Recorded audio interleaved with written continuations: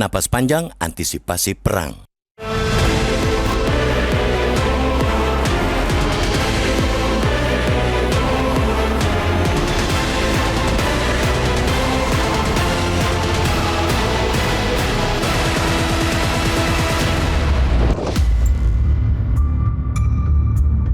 Terpilihnya Mojtaba Khamenei, ketampu kekuasaan tertinggi di Iran, menggantikan ayahnya mendiang Ayatullah Ali Khamenei merupakan sinyal jelas bahwa faksi-faksi garis keras dalam tubuh pemerintahan Iran tetap menggenggam kendali.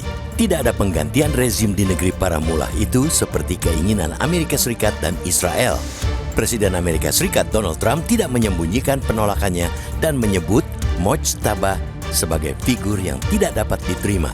Pernyataan Trump itu pertanda bahwa jalan menuju deeskalasi di Timur Tengah bertambah terjal. Situasi pelik ini bisa menjadi pertanda bahwa Teheran tidak memiliki hasrat untuk segera menyepakati gencatan senjata atau membuka meja perundingan dalam waktu dekat. Bagi komunitas global yang sudah lelah dengan ketegangan, kabar ini ibarat bara yang kembali dihembus angin. Reaksi pasar pun datang hampir seketika. Harga minyak mentah melonjak, melampaui 110 US dollar per barrel seiring meningkatnya ketegangan dan ancaman gangguan terhadap jalur pelayaran strategis di Selat Hormuz. Bagi Indonesia, perkembangan ini tidak bisa dipandang sebagai dinamika yang jauh dari kepentingan nasional. Sebagai negara yang masih sangat bergantung pada impor energi, setiap gejolak di Timur Tengah hampir selalu beresonansi langsung pada perekonomian domestik. Jika sebelumnya masih ada harapan bahwa perang akan segera berakhir dengan pergantian kepemimpinan di Iran, kini harapan itu perlu dikalibrasi ulang.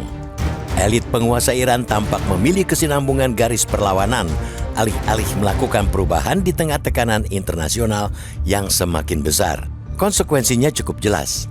Ketegangan global yang saat ini sudah mengguncang stabilitas ekonomi dunia berpotensi berlangsung lebih lama dari yang diperkirakan. Bukan hanya dalam hitungan hari, tetapi bisa merentang berminggu-minggu, bahkan berbulan-bulan.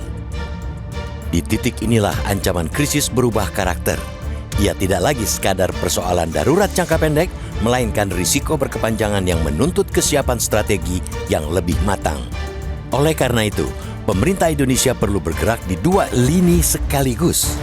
Dalam jangka pendek, penguatan cadangan energi nasional dan pengendalian distribusi bahan bakar harus dijalankan dengan disiplin yang jauh lebih ketat. Stok BBM untuk 21 hari yang selama ini disebut sebagai standar buffer operasional semestinya tidak dipandang sebagai zona aman. Dalam situasi konflik yang berpotensi berlarut-larut hingga berbulan-bulan, angka tersebut jelas jauh dari memadai.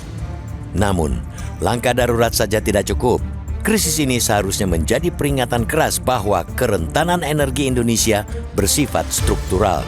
Ketergantungan pada minyak impor yang sebagian besar melewati jalur-jalur rawan konflik telah lama menjadi titik kerentanan atas ketahanan energi di negeri ini. Sudah waktunya membangun fondasi ketahanan energi yang tidak mudah diguncang oleh gejolak geopolitik di belahan dunia lain. Diversifikasi sumber energi dan penguatan energi domestik tidak lagi sekadar agenda pembangunan, melainkan kebutuhan strategis untuk menjaga ketahanan ekonomi nasional.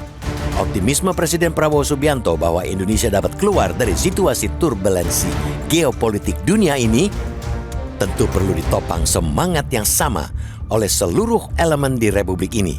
Janji Prabowo untuk mengupayakan swasembada di berbagai hal, termasuk pangan dan energi, mungkin bisa jadi jalan keluarnya. Ajakan Presiden untuk menjaga persatuan dan bekerja keras perlu diwujudkan sebagai modal agar Indonesia mampu keluar dari krisis multidimensi ini dalam keadaan yang lebih kuat dan lebih makmur, lebih produktif, lebih mampu berdiri di atas kaki sendiri.